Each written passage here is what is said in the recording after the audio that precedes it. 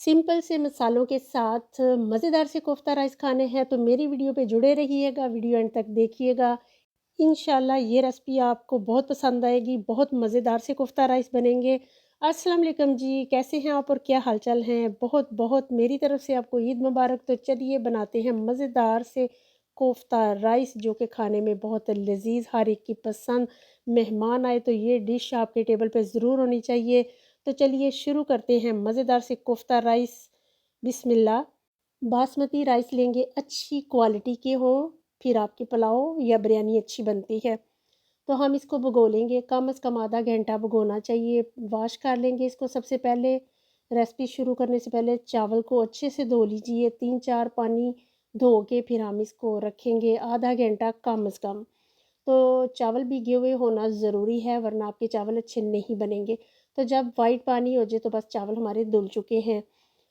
30 minute कम से कम आपने रखना है। मैंने गोश्त लिया है, आप कीमा भी ले सकते हैं लेकिन मैंने गोश्त लिया है। इसके साथ ही मैं बनाऊँगी कोफ्ते।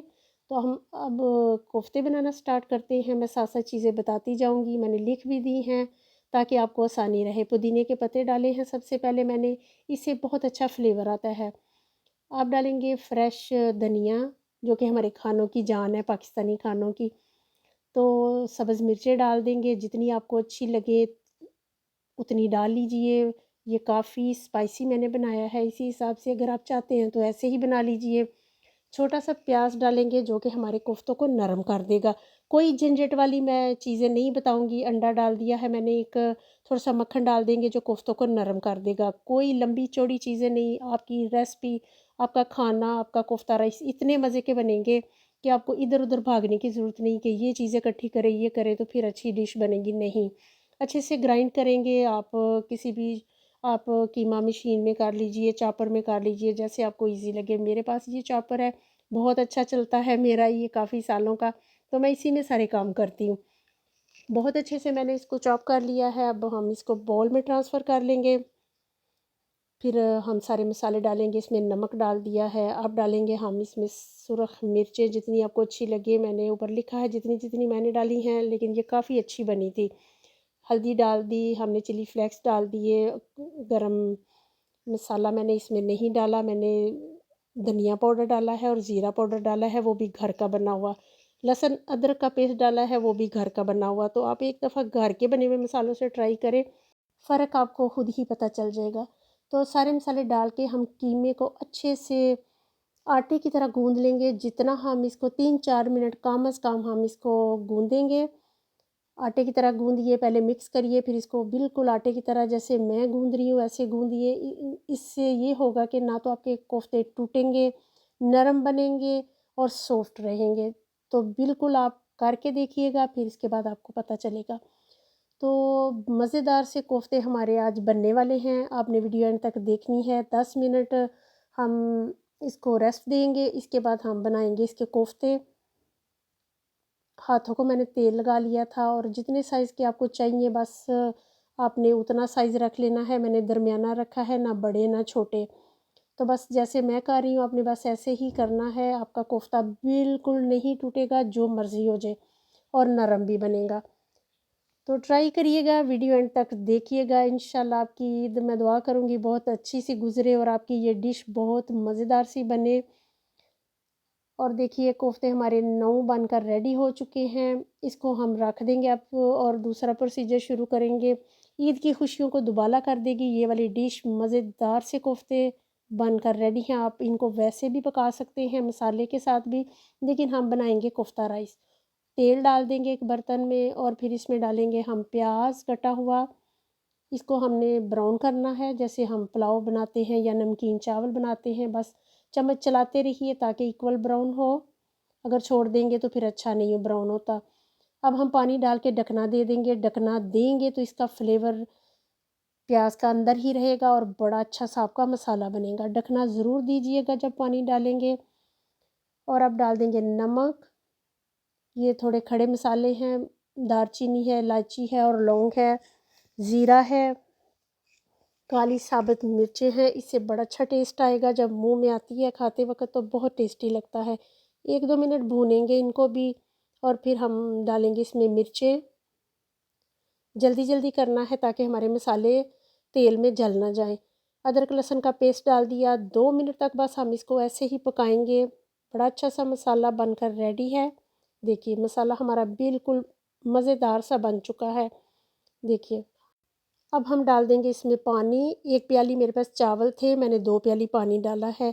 आधा किलो चावल हैं तो हम ये भी कर सकते हैं, मैं आपको एक ये भी टिप दे दूँ कि आप जैसे आपने आधा किलो चावल लिए हैं, लेकिन आप उसको किसी कप, किसी प्याली से माप लीजिए। फिर उसके बाद आप उसको जितने चावल हैं उतना डबल पानी डाल लीजिए, तो बड़ी आसानी हो जाएगी। कुछ लोगों को समझ नहीं आती, तो वो ऐसे पकाएं, पानी उबल जाएगा तो हम एक एक करके कोफ्ता डाल देंगे पानी में। देखिए मैं एक एक करके कोफ्ता डाल रही हूँ, आपने भी ऐसे ही करना है और पानी को पहले अच्छे से पकने देना है, उसके बाद कोफ्ते डालने हैं। अगर आप सारे इकट्ठे डालेंगे तो कोफ्ते टूट जाएंगे। और फिर इसको ढाँप देना है 4 मिनट।